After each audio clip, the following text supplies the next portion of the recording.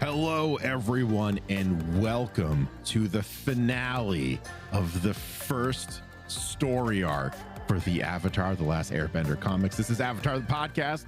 I am so excited to not only be discussing the events of The Promise Part 3, but also next time to dig into The Search, which I think is what Acorn and I were kind of hoping The Promise was about, but it wasn't. Yep. But it's fine. We're here.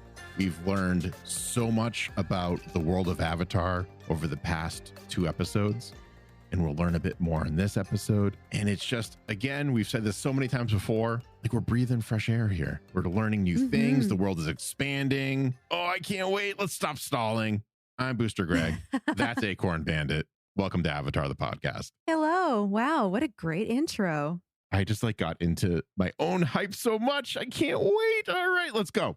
We have a bunch of 5-star reviews to read, and we're back at the US side of Apple Podcasts. So we're going to start off with Magic Dragon 17, and they write, fave podcast of all time. This is my favorite podcast of all time. I absolutely love Avatar: The Last Airbender, and I am such a fan of your silly and sometimes serious commentary. I have taken multiple What's Your Bending Element quizzes, and on almost all of them, I've been Fire Nation. So I love how you guys don't hate on the Fire Nation, just because a lot of them are shown in a bad light. My MVP for most episodes is either Uncle Iroh. It absolutely broke my heart when in that episode where it's split up between little side stories, he sang Leaves from the Vine. I think we all just cry, even at the thought of it. So you're not alone, friend. Yep. Prince Zuko or the Cabbage Merchant. My cabbages! Laughing hysterically on the side face. I really hope you read this on your show. Olivia. Well, thank you, Olivia. Well, guess what, Olivia? Hello. We read your review. Thank you so much. Thank you. It's great. I agree with all the things that you said. And I think that that's something I'm proud of our show as well, is we're not like anti-Fire Nation, which I think it's very easy to kind of get swept up in that. So I'm glad Olivia picked up on that. That's awesome. Yeah. Our next review comes from, this is going to be tough, a cat emoji, taco emoji, and then a pencil emoji. I don't know what that is. Cat taco pencil.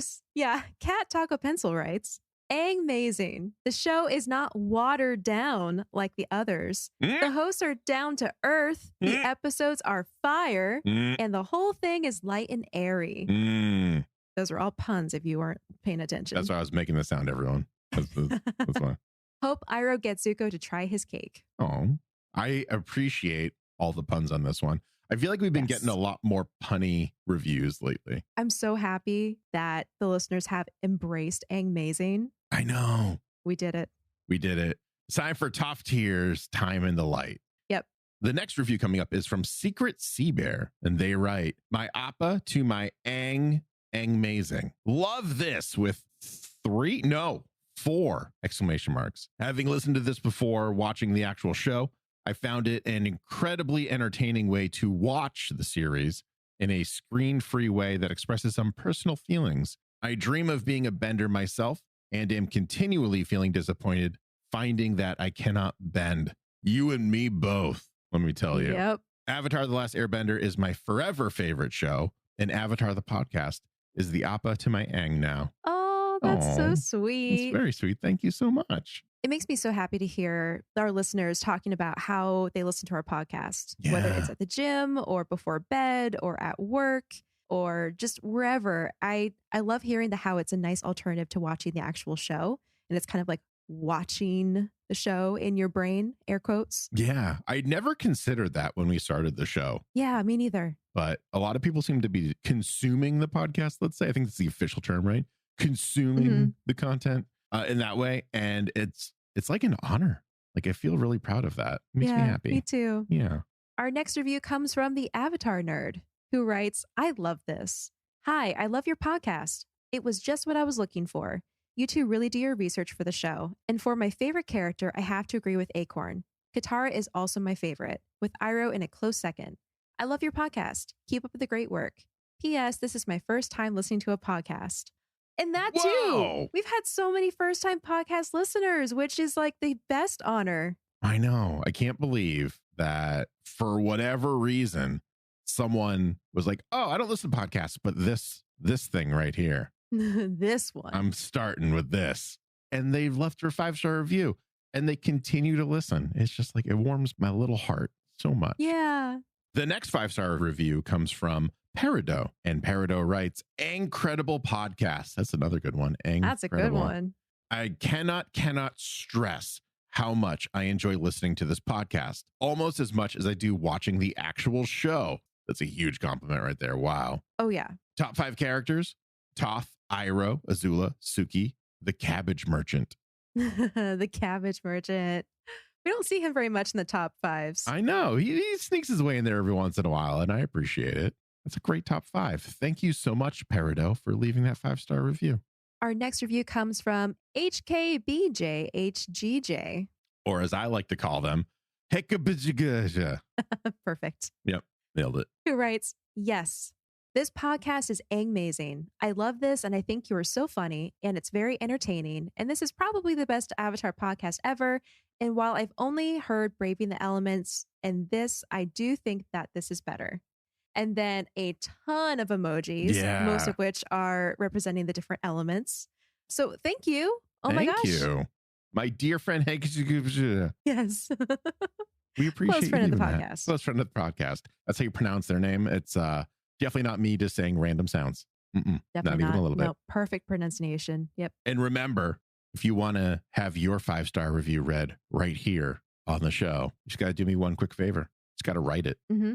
Write those words. Write them. So we can do what, Greg? So we can read them. Because that's how the written language works. That's right. If you don't write it, we can't read it. Okay, enough silliness. Thank you, everyone, so much for the heartfelt words. Acorn and I super appreciate everything you write, all of the emojis, all of the top 5s, literally everything that you write to us. We see it. We appreciate it. Thank you so much. Mm-hmm. Now, without any further stalling, let's wrap up The Promise with The Promise Part 3, or as we like to call it, Aang's other big decision. That's right. This chapter was written by Jean Luen Yang, with art and coloring by Guri Hiru and lettering by Michael Heisler, and was published by Dark Horse Comics. The battle rages on as Aang and Fire Lord Zuko stand on a cliff, watching as a storm covers the battlefield. The spirits of Roku and Ozai stand behind the two friends, each spouting their own ideals and beliefs on the current situation, neither of which are helpful to the Avatar or the Fire Lord. Zuko admits that all he can hear is the voice of his father in his head, and kind of blames Aang for not killing his father during the events of this series finale. Aang apologizes, and Zuko instructs Aang to fulfill the promise. The Avatar takes a moment and then enters the Avatar state and rises above the Fire Lord. Zuko's eyes widen as he sees a vision of his mother hiding behind Avatar Roku. The Fire Lord reaches out and tells her not to cry, but is interrupted by Aang's elemental attack. Both of the boys wake up immediately, realizing that these events were nothing but a nightmare. The next day, Aang and Katara reach Yudao, where the Avatar tries to warn the local citizens to evacuate the city. He isn't exactly met with the warmest of welcomes, as Aang finds himself almost immediately on the defense from earthbending attacks, firebending attacks, and someone kind of throwing axes at him. Katara spots the axe thrower on a nearby roof, and they decide to chase after him into an axe factory. Of course. Of course. More axes are sent hurtling towards Aang, who is able to dodge all of them and responds with an air blast towards the assailant, who turns out to be none other than Sneers. Shocking. Also, yeah, that moment when Aang comes through the window and is like, oh, an axe factory? Why'd it have to be an axe factory? I don't know if it was just me, but I got some Indiana Jones vibes from that. Yeah. Didn't even put 2 and 2 together, but now that you say that, absolutely, 100%. It's just that classic, like, why does it have to be snakes kind of response. It was so good. This book got me more Avatar vibes than the previous parts so far. Mm-hmm. Me too. Just the moral of it all, the comedy, everything, the action. It was just so good. Yeah. Aang, who finds himself in front of Sneers, who is throwing axes at him for some reason, is understandably confused by the attack and demands answers. Corey then walks in to save her boyfriend and tells the Avatar and his sweetie They didn't say sweetie much in this, so I'm going to pepper it in here for everyone in case you missed it. That they will not be forced out of their homes and they will not be leaving this city. Aang pleads with Corey, but she won't listen. Sneers admits that while he was helping out Smellerby outside of the gates with the protesting, his heart wasn't really in it. He grew up hating the Fire Nation for what they did to his parents, but when Jet, Smellerby, and Longshot went to Ba Sing Se, Sneers came to Yu Dao to live with his uncle. Sneers found himself falling in love with Corey, and Aang is very surprised that the two are a couple, which is something we'll see quite a few. We'll see this mirrored through other characters, let's say. The running gag of the comic. I don't really like the running gag. I don't either. It's very 2012, which I think is when this came out. It's very like early 2010s, this kind of comedy where it's like, you? But you're so, and she's you so. And you? Yeah. She's an 8 and you're a 5 or whatever. Yeah. Very early 2000s. But you're like the Kevin James. And she's like, I don't know, not Kevin James. She's like Natalie Portman. So I'm going to stop lingering on it because I'm going to point out the jokes again and they'll come back. But I just wanted on the record that not the best look for the book on this one. Mm-hmm. We learn a few of the motivations for joining the resistance from other members of the group. And one of them includes very good Moochie, which I thought was pretty funny. Mochi. It was like, I'm here because my grandfather, the Moochie. I really like the Moochie here. And Aang was like, really? And he's like, but it's really good Moochie. You don't understand. Mochi is really good, actually. I've never had it. Oh, it's really good. Yeah. One of these days. There's 2 kinds. Yeah. Just for the record, there's 2 kinds. There's the regular kind and then there's the ice cream kind. Both are good. Well, what is it? Because I don't know what it is. It is a sweet bean paste covered in like a gelatinous like dough. So it's very soft and pillowy and it has a sweet center. And usually it's dusted with like, I don't know what the powder is. It's either powdered sugar or cornstarch or something like that. But they're just little soft pillows of goodness. They're delicious. Sounds like pastry-ish, kind of. Yeah, it is pastry-ish. Okay. All right. Well, one day I'll have it and I'll let everyone know when I do and what I think. Mm-hmm. Anyway, Sneers proclaims that he is fighting alongside the Yu Dao resistance and acknowledges that this makes him look like a traitor. He then drops an interesting take on the battle. The resistance aims to keep both the Fire Nation and the Earth Kingdom out of Yu Dao because Yu Dao is neither. You mean because Yu Dao is both, Corey says immediately after. And this will get mirrored again later on in this issue. But I think this is very interesting where Sneers has this one take where he's like, well, yeah, Yu Dao is not Fire Nation or Earth Kingdom, but Corey corrects him almost. And in her mind, it's both. Mm-hmm. It's very interesting. Like, I'm not sure. In my mind, I think I was with Sneers. I was like, yeah, it's neither. It's this new thing. But you could also say, well, it's both. It's this new thing. It's very like glass half full kind of thing. Yeah. And it actually mirrors the conflict that we're going to see play out through the rest of the comic where people have different perspectives of the situation and what to do about it. So that's just a very basic example of basically 2 perspectives of the same thing. We're both. No, we're neither. One is both, one is neither, and together they are Yu Dao. Yep. Okay, so Corey tells Aang to let the protesters come. They can handle Smellerby and a few townsfolk.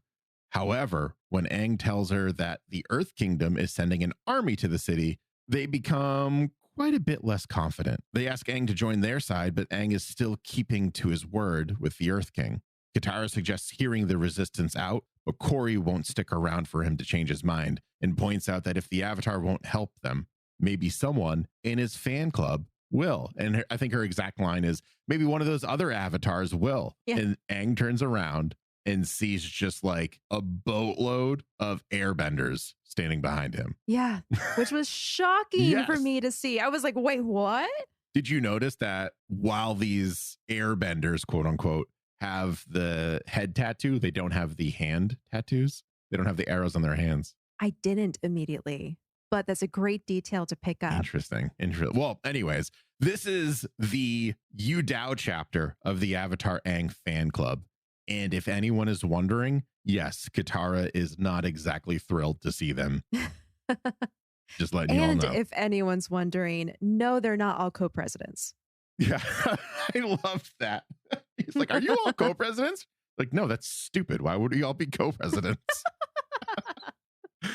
Oh man. Okay, so yeah, the key differences from the Ba Sing Se chapter are, of course, they all have authentic looking clothes and markings to the Western Air Temple students.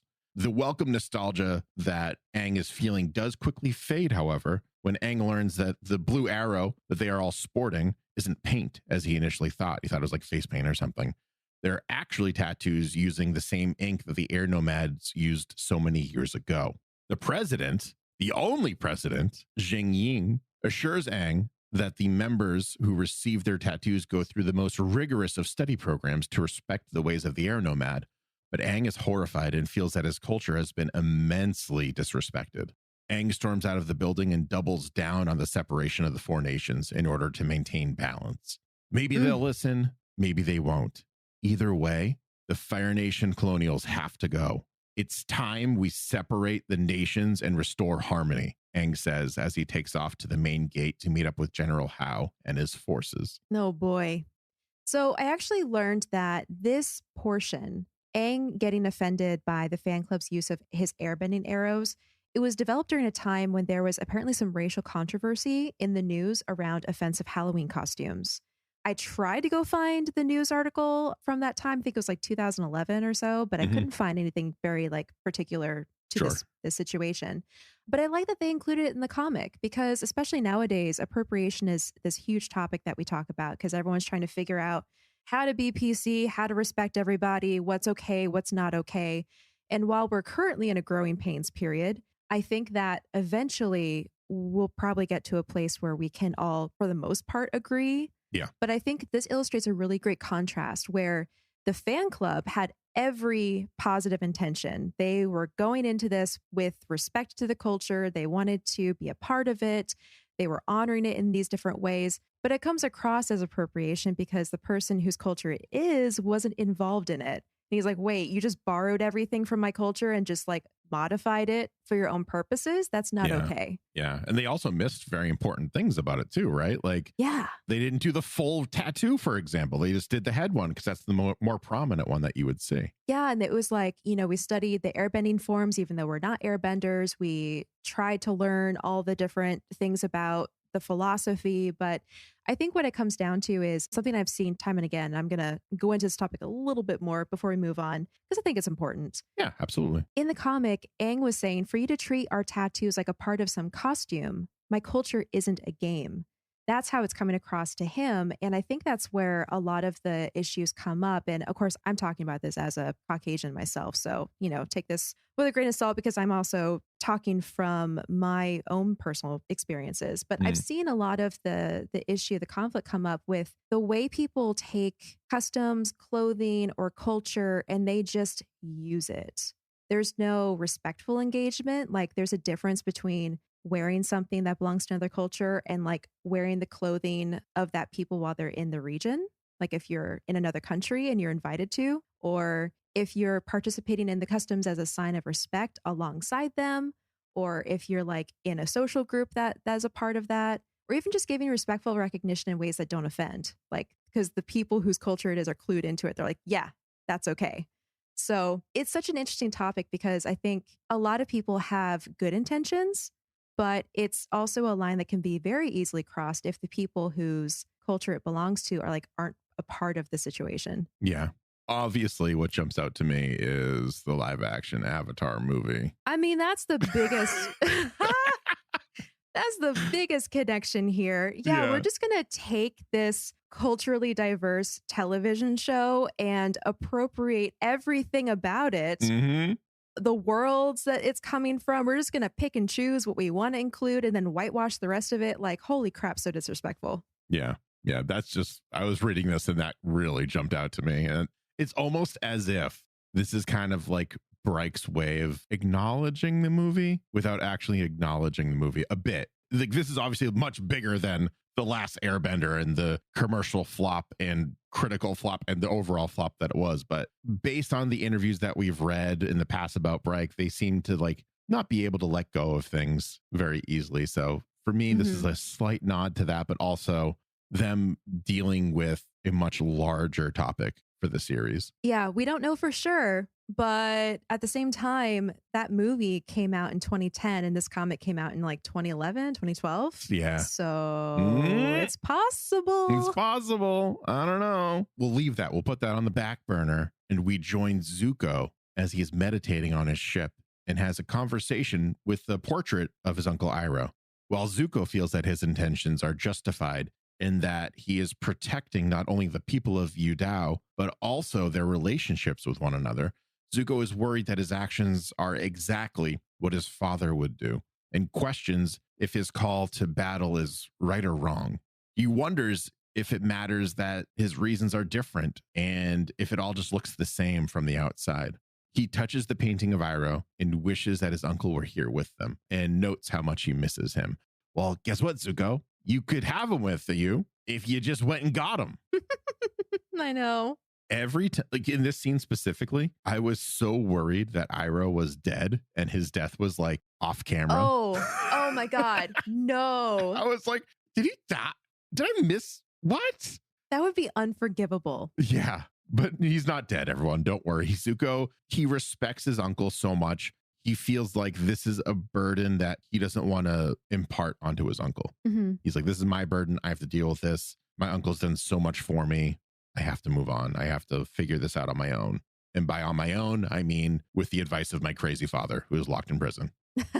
Yep. A soldier enters Zuko's chambers to announce that the ship has arrived at the Earth Kingdom, and Zuko readies himself. Katara finds Aang meditating on a roof in Yudao. When she asks if he's okay, he sighs and admits that his head hurts. He tells Katara that he has figured out why the four nations have to remain separate. The power imbalance means that the stronger nation will always hurt the weaker nation in some way, shape, or form. This can be through conquest and war, like with the Fire Nation and the Earth Kingdom, or, as we're learning, through appropriation, like with the Air Nomad fan club. Katara reminds Aang of the words of Guru Patik, and if everyone forgot about him, don't worry, we didn't. Hugh, remember Hugh?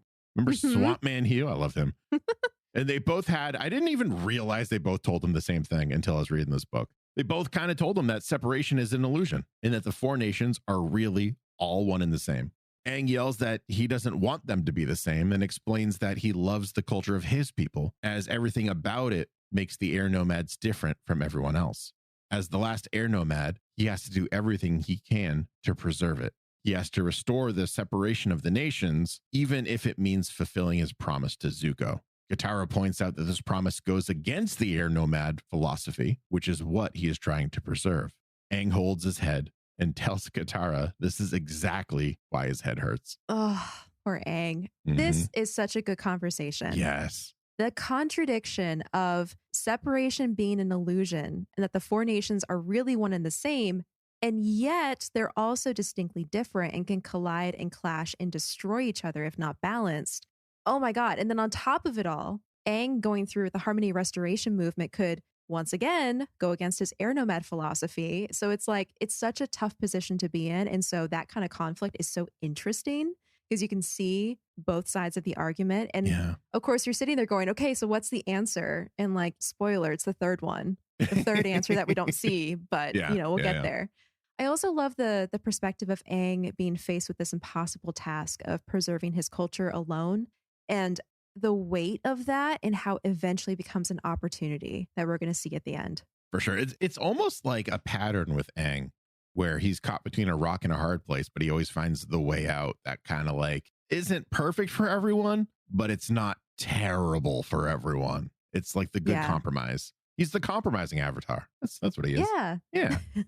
Well, let's leave the compromising avatar on the roof with his sweetie, because we're traveling back to Beifong Metal Bending Academy, where Sokka is still waiting for Aang and Katara to pick him up. He's actually kind of like, he's kind of sad. He's just like, they forgot about me. They're probably like, he cannot like get over the oogies. And he does this thing where he semi-jokes about this, but he's dead serious. Like he's very, very sad that they've seemingly forgotten about poor old Sokka. His tone does change, however, when Suki arrives in a Fire Nation war balloon. The two make out for a bit, giving Toph the oogies, And Suki then explains that she knew where to find them because Master Kunyo, remember him, Mr. Rap Spearhead over there? Yep. He lodged an official complaint about a dirt girl and a snow savage taking over his school. And she received the complaint because she's one of Zuko's guards, along with the other Kyoshi warriors, as we know. Suki tells the two that they are needed and they take off on the war balloon. Toph doesn't entirely forget about her students, if anyone was worried about that. And she yells at them to get practicing as she's basically 1 foot, actually, literally 1 foot out the door. Penga wants to go with the group and her secret crush that's not so secret, and even shows off the fact that she can spin a Fire Nation helmet using metal bending. Toph is less than impressed and tells the girl to go do her forms. The Dark One has reached his Edgar Allan Poe stage of being a goth emo and proclaims that the despair he feels from the abandonment is unbearable. And he just kind of goes on. This is not my favorite look for the Dark One. I'm just going to go on record and say that. Penga also liked him better when he just hated people. As Suki, Toph, and Sokka approach Yudao, Suki shows her friends the two armies marching towards the city, revealing to them the reason they have gathered. So she gets them pretty much caught up to speed. Yeah. All right. So here's a note on the Dark One. This made me laugh when I found this out. So the Dark One was becoming uncomfortably similar to May by the end of part 2. Oh my God, you're right. To remedy this, Yang has the Dark One take a position that is, quote unquote, all his own, while keeping with his goth nature, which is the bad poetry focus. He found the cure. Yes. Mm-hmm. The double meaning there for everyone. That was good. Also, did you notice the flying boar metal creation that Toph and Sokka made? It's by the door of the Metal Bending Academy. It's their mascot now. Yeah. I love it. So fun thing about that is there's a mythic animal in Chinese legend that's often portrayed in statue form in front of houses and buildings, which provides a mystic protection to all who live under the building's roofs. It's called a Keylin or a Kylin, or however you pronounce that. I'm sorry. It's Kylin. And by placing the metallic flying boar in front of her academy, Toph has essentially erected a Keylin of her own. I like that. And it's also responsible recycling. Yes. Yeah. I love that. Returning to Yudao, Katara tries to tell Aang why she has changed her mind about the Harmony Restoration movement, but is interrupted by Smellerbee and the protesters. Aang asks Smellerbee for a little more time, but the plea is ignored, and Smellerbee calls out to the mob to attack with a stone battering ram.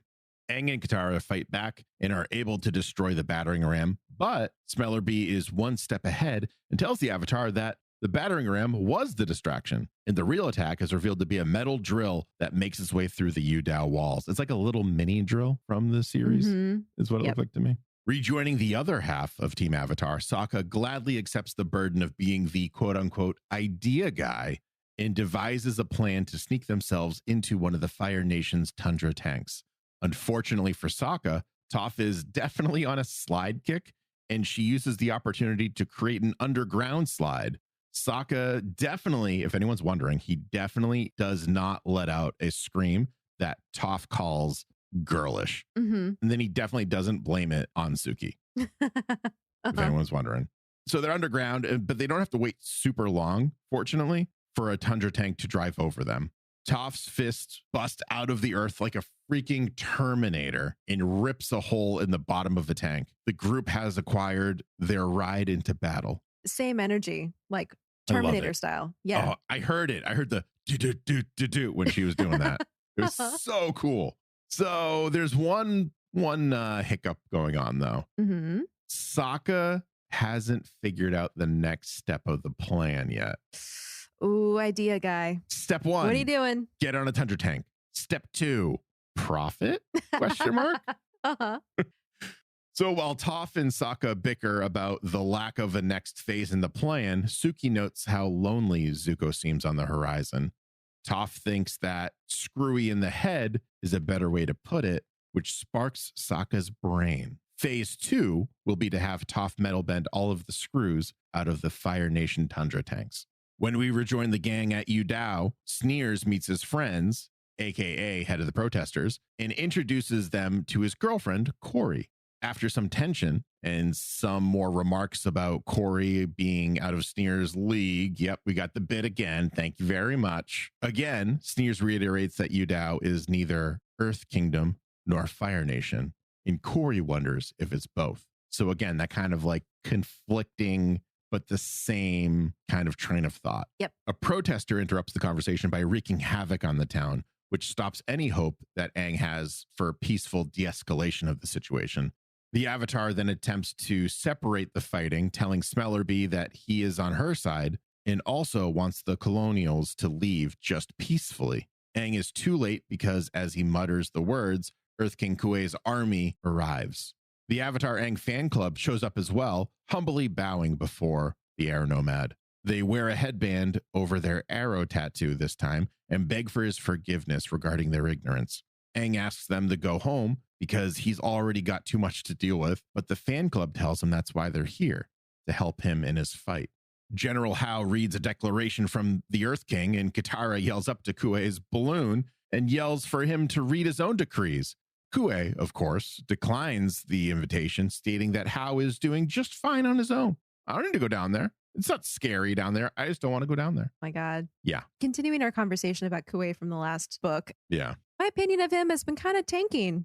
I don't like him. I used to really like him, and I don't like him anymore. Yeah. This book has just not done a great job. I wonder if they just needed an excuse to like have this whole situation happen. So they just like, it was either, I guess, him or Boomy. So they're like, all right, get Kuei in there. We don't really have much of a personality for him other than being an idiot anyways. Yeah, it was probably intentional and it's fine. You know, he can be an unlikable character, but it's just like you left to travel the world with your pet bear and you came back and this is how much you learned. Okay. Yeah. And much later during a revelation, I got really angry and we'll talk about that when it hits. And I think you know what I'm talking about. Yeah. Okay. With neither side backing down, the Fire Nation and the Earth Kingdom surround Team Avatar and the Avatar Aang fan club. A single tank rolls up to the group and the fan club steps up, telling Aang to stay back as they will protect him. Aang airbends them out of the way and tells them to leave. Fortunately, Toph jumps out of that tank and Sokka kind of like peeks out from the, I don't know what we call it, like the cockpit kind of thing, like little like hatch, peeks out. Toph asks why Aang has seemingly changed sides, but before he can answer, General Hao implores Aang to kill the Fire Lord as it would leave the Fire Nation army devoid of any leadership and would leave them pretty much useless. He says something like, cut off the head of the dragon so they can't talk, but he says it more poetically, or they can't fight back. Yeah, an army with no leader is a dragon with no head. There it is. Absolutely. Yep. Also, this battle, very intense. We're gearing up for it, but there's this one page, that 2-page spread actually, where we see a top-down perspective of the land just in front of Yudao with the Fire Nation on one side and the Earth Kingdom on the other side, and then Aang and his friends in the middle. So that was actually specifically illustrated based on Japanese battle prints from the 1800s, which was a direction that Yang gave to Gurihiru specifically. Also, side note, Gurihiru was really pleased to work on The Promise Part 3 because it gave them their first opportunity to draw rain in a comic, which was the first couple pages, which I thought was really sweet. I didn't even realize there was no rain in the other two parts. That's why it was so much more dramatic. There's some like subconscious part of me is like, wow, this is really dramatic in this intro all of a sudden. Yeah. And that's why. Nothing like a storm during a battle sequence to like really make it dramatic. And the symbolism of the storm, because Aang and Zuko, both turning points in their lives, there's always a storm present. There was also a note specifically about that, how it was a focus on how all 4 elements are in chaos in that moment. Because it was fire versus earth with the rain and the wind. Yes. That's awesome. So General Hao is yelling at Aang to kill Zuko. Aang cannot bring himself to do this and argues with the general. Sokka's plan is then put into motion and Toph dismantles all of their tanks by, well, you know, with their screwy plan. There you go. There's a nice pun for you. Leaving the warriors on foot to charge into war. Just the line delivery at that moment where Katara is like, if you guys were so busy slowing down the Fire Nation, how is it that they showed up here? And Toph is like, keep your eyes on me, Sugar Queen. Keep your eyes on me. And then she does this like Hulk leap off of the Tundra tank and hits the ground. And at that moment, all of the screws pop out of the tires. It was a great sequence. It's very impressive. I love Toph in this arc. And spoilers, we're not going to get a lot of her in the next arc. So soak it up while you can. So Aang enters the Avatar state and is angry at Zuko for not following through with the movement and changing his mind, seemingly when it was all going to end. Before he can do anything, however, Katara grabs him and slides away on an ice slide with her water bending. This snaps him out of the Avatar state, and Aang comments how all these people are going to get themselves killed. Katara brings them to the top of the city's walls and finally tells Aang her true worry about the Harmony Restoration movement. She tells Aang that when she saw Corey and her parents, she also saw her and Aang's own future as an air nomad and water tribe hybrid family. She asks Aang to find a quiet place and to make a decision. Katara tells the Avatar that she will support whatever decision he makes, even if that means they cannot be together. Oh my God. Mm-hmm. Oh my God. Cue the Acorn Waterworks. I lost it at that part scene.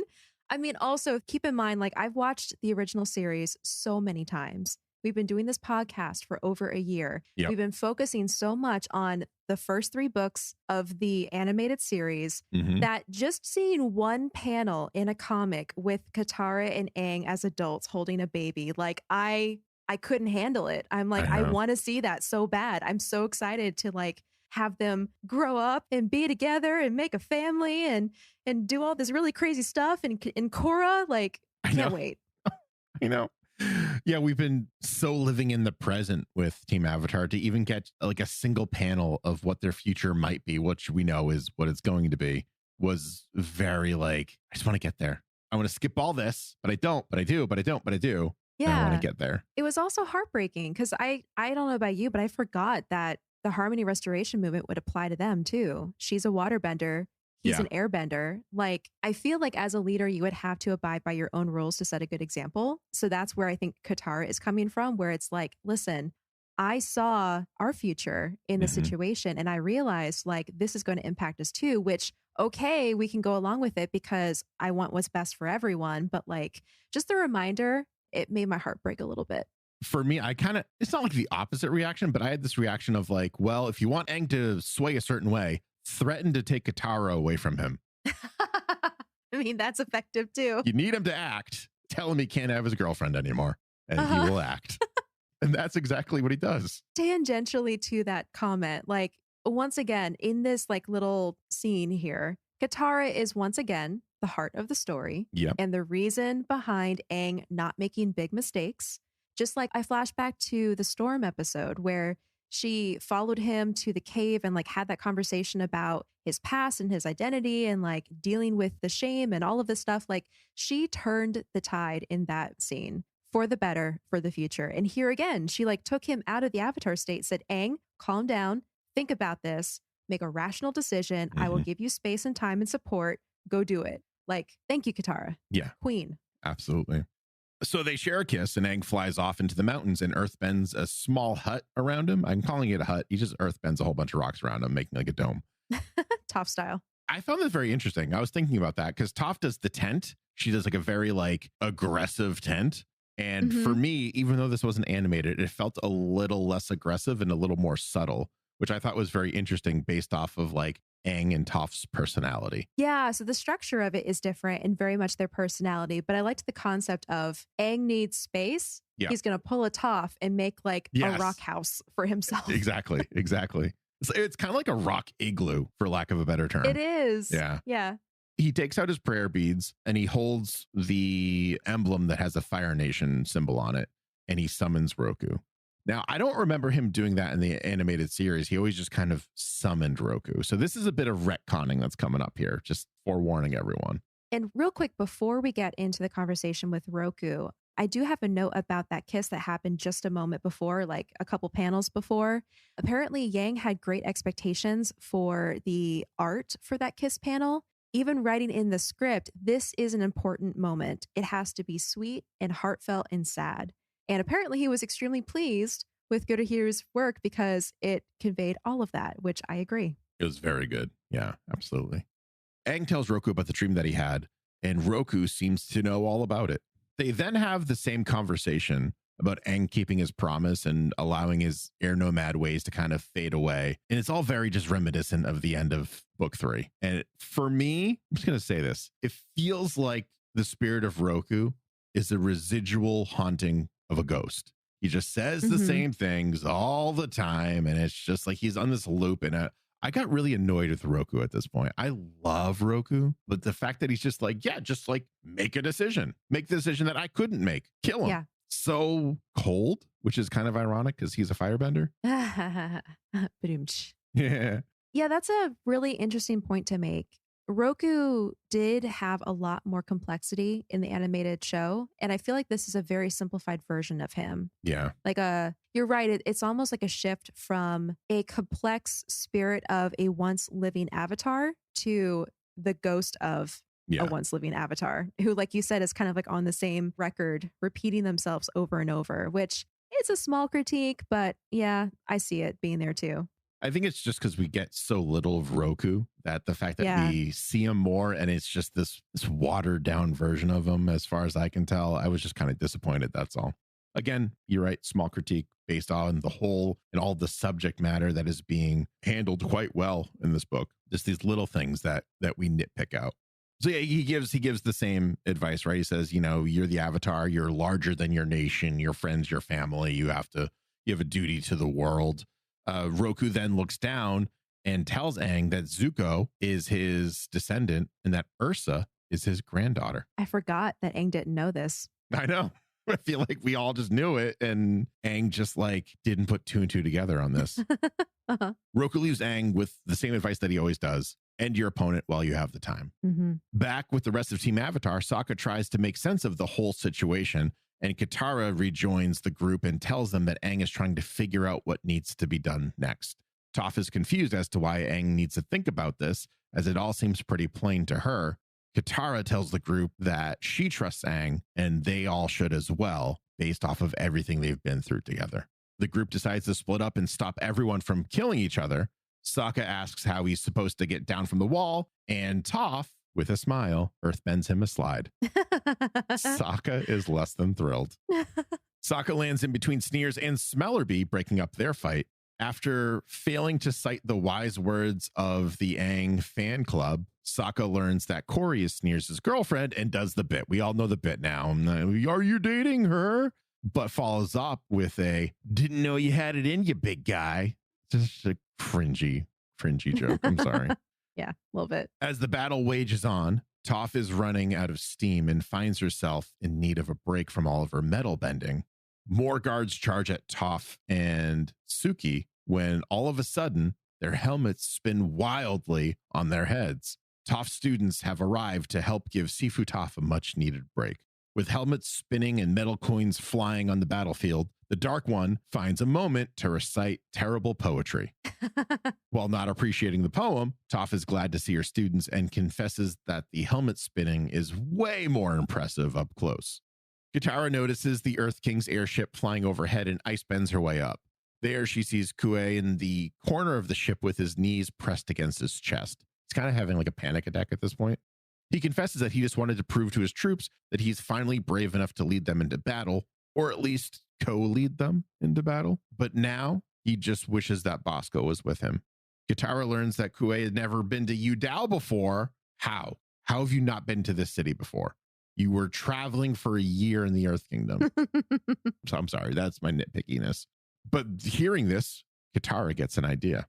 She is going to show Kuei the people of Udao so he can meet them and he can see the repercussions that his decisions are going to have or have had.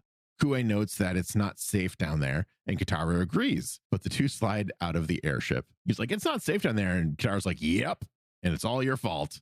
Come on, pal. Let's go meet some folks. Yeah. On the battlefield, General Hao approaches the rebels and orders them to surrender. Corey refuses and tries to attack Hao directly, but he is able to smash her earthbending weapon and orders his men to attack the group. A giant fire blast separates the two forces, and Zuko orders Hao to withdraw his troops. Hao refuses, telling Zuko that he does not have any authority here, and attacks. Aang leaves his confinement while in the Avatar state and rushes towards Zuko. Zuko acknowledges that he knows this looks bad, but it's not how it looks. He takes off his helmet and sighs. He acknowledges that it doesn't matter anymore and that he is doing exactly what his father would have done. The earth splits, much as it did with Kyoshi and Shin the Conqueror, and Zuko falls, accepting his fate. Except Aang flies in after his friend and saves his life. We see that the earthbending was not meant to kill Zuko, but rather form a protective gap or moat around Yudao. Katara sees this and brings Kue into the city, where Aang asks the king to look at who he is fighting: Fire Nation, Earth Kingdom, Water Tribe, and Air Nomad. Aang tells the king that he's not just fighting a colony, he is fighting a new kind of world. The protesters yell at Kue to stop listening, but Kue looks at the citizens of Yudao and knows what must be done. Zuko looks at Aang, exhausted from the fight, and asks if he was right all along. Before Aang can answer, the Fire Lord collapses to the ground. My heart, Zuko. He's like, right? So I was right the whole time? Was I the good guy all along? And you were the villain, Aang? He doesn't say that, but still. Yeah, it was a very, very like rewarding scene for me. And I'm not like super large Zuko fan. I can only imagine that anyone who reads this and loves Zuko as their favorite character would find this just so delicious for a character arc. Oh, yeah. It was very well done. And again, I've said it once and I'll say it a million times. In my opinion, Zuko's character arc from the main series, and now I'm going to group this into it, is some of the best character development that you're going to get in fiction. Oh, yeah. 100%. Best example ever. Mm-hmm. So day turns to night and Aang confronts Roku's spirit, explaining that he spared Zuko's life against Roku's will because he cares about his friends and family. That's kind of a dig at Roku, dude, because I care about my friends and family. Unlike you, but it's kind of the opposite. But anyways, Roku insists, he got a little sassy there. Roku insists that Aang has put the world in danger by being indecisive, causing Aang to tell him that there is nothing more he can learn from Roku since the world has changed so much. With tears in his eyes, Aang breaks off the Fire Nation emblem from his prayer beads and burns it in his hands, cutting Roku off as his spiritual mentor. I can't tell if that was symbolic or literal. I think it's symbolic. I thought so too. Going back to what you were saying about how he's calling on Roku using the prayer beads, and that's not how he's called on him in the past. Mm-hmm. It made me wonder if that has been a new form for Aang to focus on calling his past lives, because at the finale of book 3, he was able to talk to each past life in succession on the back of the lion turtle. So Maybe. I almost wonder if, like, I don't know, he just picked up using the beads as a way to focus and go like, no, I want to talk to Kyoshi right now, or I want to talk to Roku right now. But he also cries when he burns it. So I don't know. I'm on the fence. There's a big finality to it. I agree. Yeah. My first thought to what you're saying is if he's using this to like channel his past lives very specifically, show us that. Mm-hmm. Like, I think one of my biggest complaints about this arc anyways, the Promise Parts 1, 2, and 3, is they don't show us things that have changed. They just go, it changed in the year. Deal with it. Like, you could very easily put a panel of like, Aang learned that if he concentrates on this emblem, then he will get Roku. Like, it's easy to do that. Just throw it in there as a side conversation. Like, Sokka points out, oh, why is he using those beads? And Katara's like, well, you remember blah, blah, blah, blah, blah, blah, blah, blah. Yeah. There's a lot of we've just also, like, yeah. We've never seen these beads. Yeah. He has worn a necklace similar to this in the finale, but it had, That's I think, true. one emblem, one medallion. Yeah. So it's, again, another little nitpicky thing. I'm going back and forth in my brain right now on if this is literal or symbolic. If he can never talk to Roku again, or if he never wants to talk to Roku again. Yeah. Both have an impact, but who knows which one was the intention. Yeah, absolutely.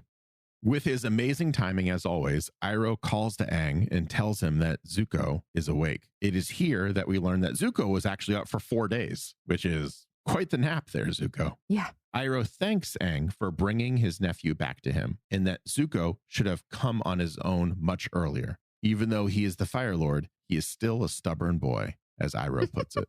I love Iroh so much. That made me laugh so much because I can just imagine Iroh's like going about his day, taking care of his tea shop. Days go by, weeks go by, and he's like, I wonder how Zuko's doing. I wonder when he's going to visit me.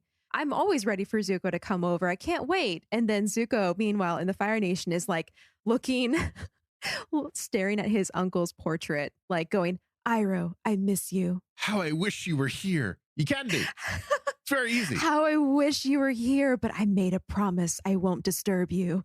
Oh my God. It's like he never actually made that promise to. It's like his own promise he made to himself. And Iroh's just like bored.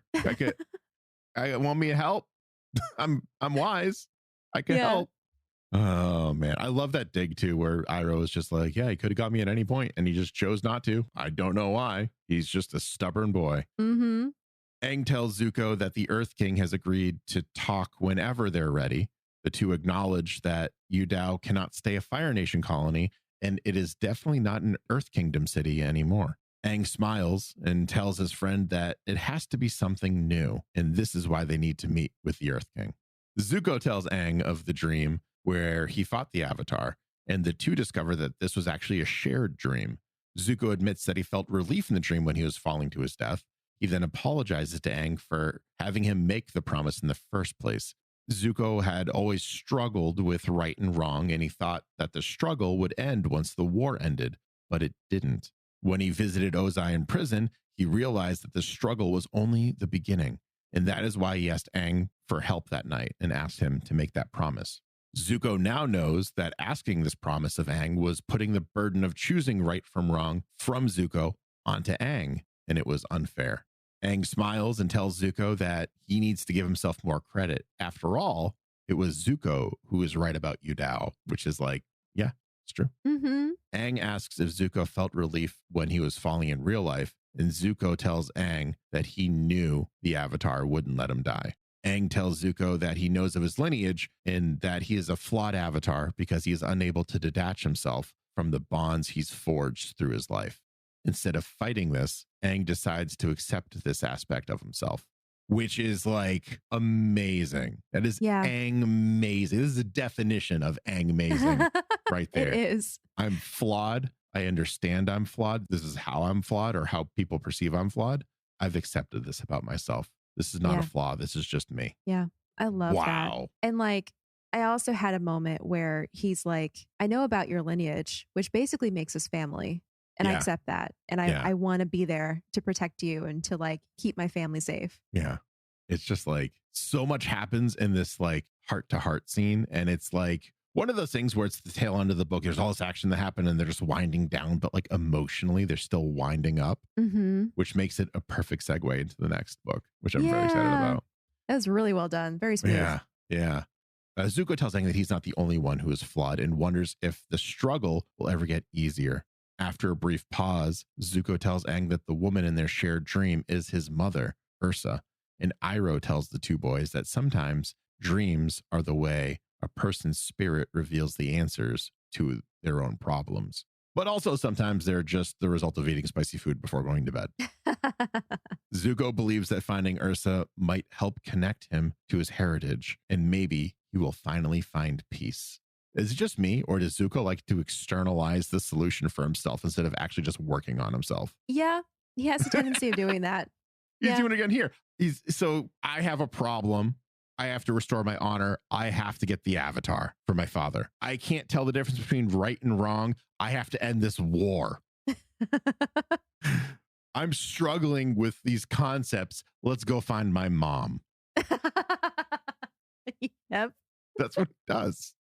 Yeah, it's just kind of funny. That's a charming character trait, a character flaw. Like I really like that. Yeah, and it's not something that is usually portrayed for like, let's just say like the Zuko archetype, which is the brooding bad boy who they usually like figure it out for themselves, and he's just like, nope, I need someone to do it for me all the time. But I need someone to pat me on the head and tell me I'm doing the right thing. But it works because of like his past, right? Like he's a spoiled rich kid, essentially. So it works. It works out. Zuko admits that he has sent out search parties for his mother, which includes June and her Shirshu, and they all came back empty-handed. Aang reminds Zuko that this is a new world and he needs to take some new risks. After all, everyone does. Iroh takes a new risk himself and serves the boys this new beverage he invented that have these little like tapioca balls at the bottom. I don't know if this exists in real life. I'm kidding. I know it exists in real life. I know what it is. Relax. I didn't have mochi, but I've had this before. Unfortunately, he's a little too ahead of his time as the boys spit the boba tea out immediately. Yeah. So anyone listening, if you've never had bubble tea or boba tea or milk tea, all the same similar thing, please try it. It is a very strange but wonderful experience, and it comes in all sorts of flavors. It's great. Worth trying. Yes, I've had a couple different flavors, and it always surprises me when I get the tapioca ball. I'm like, oh yeah, that's in here. That's right. It's a snack on the bottom, just There like we go. Iroh says. Later, Aang holds a meeting with members of both the Yudao and Ba Sing Se chapters of the official Avatar Aang fan club.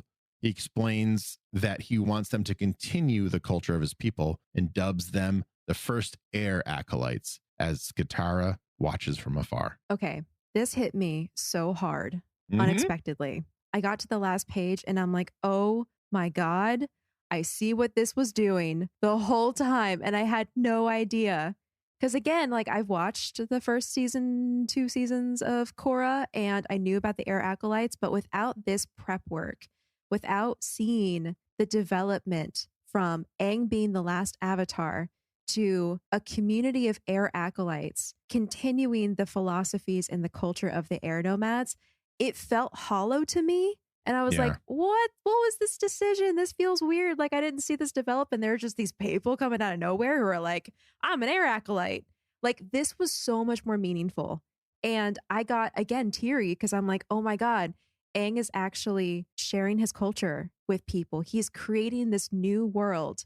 And it all just like has such a hard emotional punch because especially with his time with Roku keeps giving him this one piece of advice, and Aang realizes that he has to figure things out for himself now. And he's embracing the change that he needs to be a part of to usher in this new world. So like, I don't know, it's this mixture of like vulnerability on his part and agreeing to share his past and his culture with people who are not airbenders. Yeah. And just like, I see all of the roots of Republic City and Korra here. Mhm. And I needed this. I needed this so much. I didn't realize. Yeah. Wait, when did Korra even come out? Was it before this or after this? They were working on Korra. I have a fun fact for our next episode. They were working on Korra around the time that these comics were being published. Okay. Interesting. Because I was wondering if it was like an afterthought or it was like, oh yeah, we did all these things. Maybe we should fill everyone else in on the air acolytes, for example. Or I don't know, a couple of other things. But if they're working kind of like tangentially almost, that makes sense as well. Doing a quick Google, 2012 is when Korra released. So this was right before. 2011. Yeah, right before. Yep. Oh, so okay. I can see, this may not be the case or be true, but I can see, since Mike and Brian were so involved in the process of writing these books, The Promise and The Search, etc., I could see them almost like mentally checkmarking this as being the canon bridge for old Avatar into new Korra. Yeah. And I just missed out because I was not up on the times. I wasn't going out and reading the comics back then. So yeah, this was so good. Yeah. I don't remember what happened in my life what was going on in my life when Korra came out, but I missed it. And I only heard about it after the first season ended. So I remember like binging it, being like, oh, this is pretty solid. But like you, missing a lot of things like, where did these air acolytes come from? Why is this all of a sudden more technologically advanced? Like, I don't understand any of this stuff. Why is like what was once a very separated world now a lot more unified? Like I missed something. Yes, I did. And that was Yudao. 3 parts of, it was Yudao. That's exactly what it was. Yeah. Yeah. So Aang makes that huge, big step and shares his culture. And it's just still just mind blowing to me that he's able to kind of take these old ways and step them aside a little bit and really help his culture continue to exist in this world. Mm-hmm. Oh, and that scene too, that scene of him teaching the air acolytes underneath the tree is, I think, an allusion to Gautama Buddha attaining enlightenment under the Bodhi tree. Yeah. It's just, again, that like real world touch that you don't need to put in there, but you need to put in there. That kind of deal. Yeah. Like he could have been giving this training in one of the fan club Yeah. bases. But Yeah. no, he's outside under a Yeah. tree. And so like visually, symbolically, I think it triggers something in your mind of like, oh, this is important. Mm-hmm. Absolutely. Did anyone miss Azula? Because if you did, do I have a scene for you? Oh boy. So Zuko summons Azula, and I think he's visiting her at a mental institution. Yep. And his sister is wheeled out in front of him, and she does not look great. Yeah. She's very gaunt. She's got circles. She got bags on bags under her eyes. Her hair is wild. She actually looks like the Joker. A little bit. A little Yeah. bit Joker-ish. That energy. Uh-huh. Yeah, yeah. Yeah, so she's wheeled up in a wheelchair and she's in a full-length straitjacket. Even though she's clearly not well, she accepts her brother's request of finding their mother, saying that the satisfaction of serving the Fire Lord in some way will be compensation enough. It's very like Azula-ish, that like, even though she looks unwell, she still keeps these like digs right at Zuko. Oh my God. I know. And like in the page leading up to that statement, Zuko's like, I know this is risky, but I'm going to tell you the truth. And then he proceeds to tell her how he feels about his family and how he wants to find his mother. And the whole time I'm reading that, I'm like, no, Zuko, danger. She's going to use this against you. I know it. Stop. Oh, no. So Azula admits that she's always wondered what exactly happened to their dear mother. And then she turns her head and looks directly at the full-length mirror to her left and sees her mother telling her how much she loves her and always will. Chills. The end. Oh my God. I love that the end of the first official comic arc, ends with Azula, just like how book one ended. Oh, that's a great point. Yeah. So that is cool. so good. Nice little touch on there. And that's it. That's that. That's it. That's the promise. Before we wrap up, we have two little questions that we always ask. I got to know, Acorn, who is your MVP of this chapter? My MVP has got to be Aang. Really? Yeah. Why? Well, while he got support from his friends, especially Katara, he effectively made the decision that is going to pave the way for everything we come to know in Korra with Republic City and all the advancements, the air acolytes. Like, it was his decision that this whole arc hinged on. Like the way, what side he took. Like, for instance, imagine if he had taken the Fire Nation side, or if he had taken the Earth Kingdom side, if he had killed Zuko, like all of those decisions that were being pushed on him, if he had made any of those, the future would have been completely different from how we know it to be. Yeah. So the fact that he took the time to look inside and actually to go against the advice of his former life, like that's big too. And Well, go, no, actually. To be fair, he's an old hat at that by now. He's done that before. Ignoring advice. Ignoring advice from his past selves. Yeah. He did that with Ozai. That's true. He did. They're he like, did they're do like that. kill Ozai. And he's like, or I find a giant sea turtle lion, whatever that thing was. And I just take away his bending. How about that? Yeah. Roku's like, no, kill him. Kill them all. Do it. Do it. Roku, the real secret villain of Avatar: The Last Airbender. Roku, secretly Palpatine. Yes. Oh, man. Yeah. Yeah, but for that reason, I gave it to Aang. But I would love to hear who your MVP is. Mine's Zuko, which is why I was so surprised that yours was Aang. Yeah. Well, now we have both sides. Yes. Yeah. I found it very telling that Zuko was right all along, but like had this humble quality to him, which we really only saw really in book 3, that he was like, well, maybe I'm wrong. Like the Avatar Aang, who was right the whole time during the main series when I first met him, he is saying something different. So I must be in the wrong, I think, but something inside of me is telling me that I'm not. And that conflict is just very like, it's almost too much for him to bear. So powerful. Yeah. So the fact that he was able to, just like Aang did at the end of the animated series, stick to his guns, even though it was the unpopular choice, and really just try to do what's right and be right. It's just like, really liked Zuko in this. Yeah. Even though externally it looked like he was just being his father. He wasn't. Nope. Yeah. So And that's a really why. great point to make, because I think in a lot of ways, Aang and Zuko had to do the same thing, which is make a tough decision against the advice or the example that others have given. Like, man, okay, the more I think about it, the more I sit here and I think about the promise, I realize how good the writing was. Yeah. Like, wow. There's so many layers and levels and conflicts and hinge points that made everything turn, like the revelations, the pressures. So good.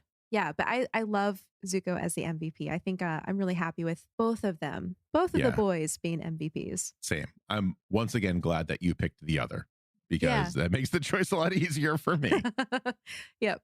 What's your moral of the issue? What's your moral of this chapter? I feel like there's a lot of great takeaways from not only this issue, but also the other two issues of The Promise. Yeah.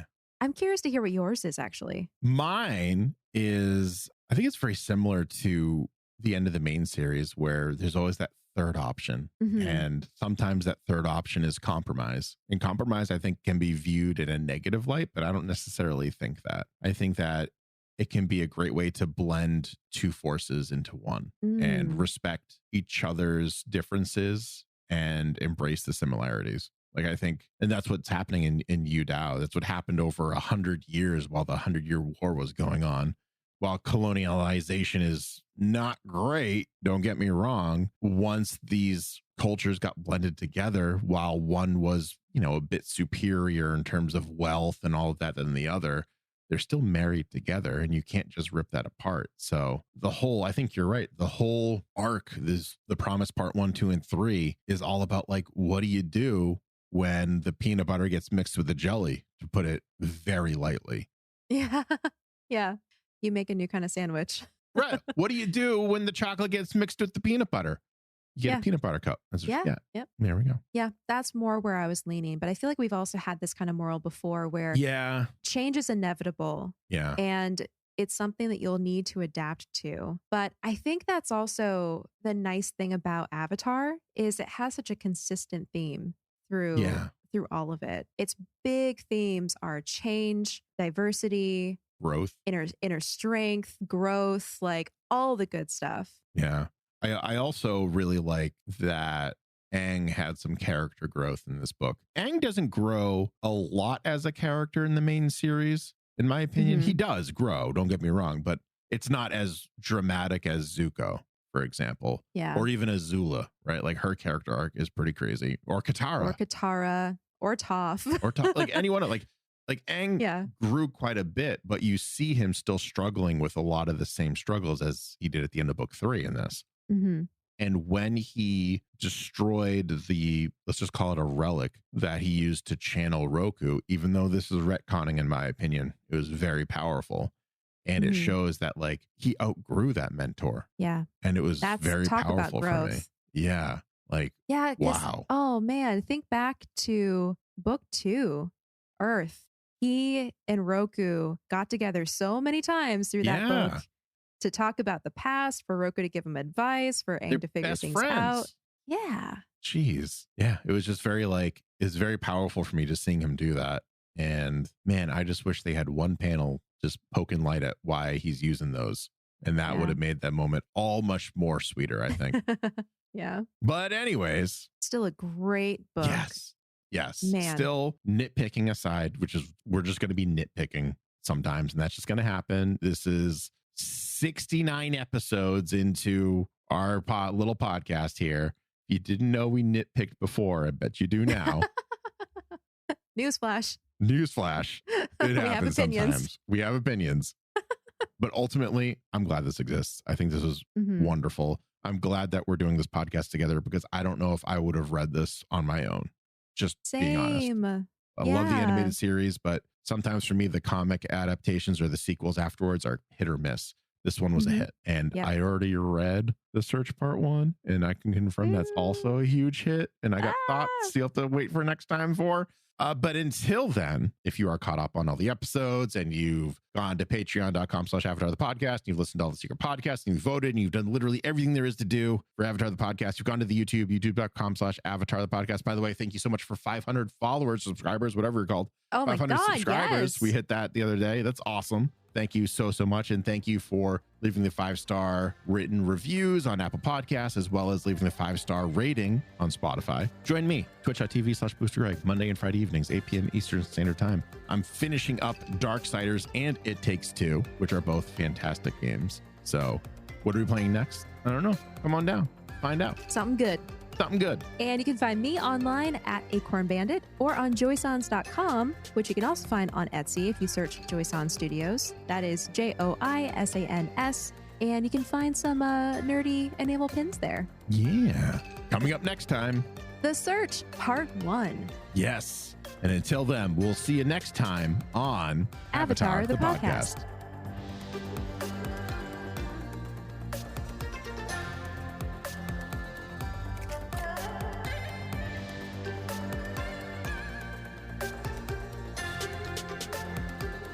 Avatar, the podcast, is a proud part of the Geek Generation Network. Remember to check out all of our podcasts at thegeekgeneration.com.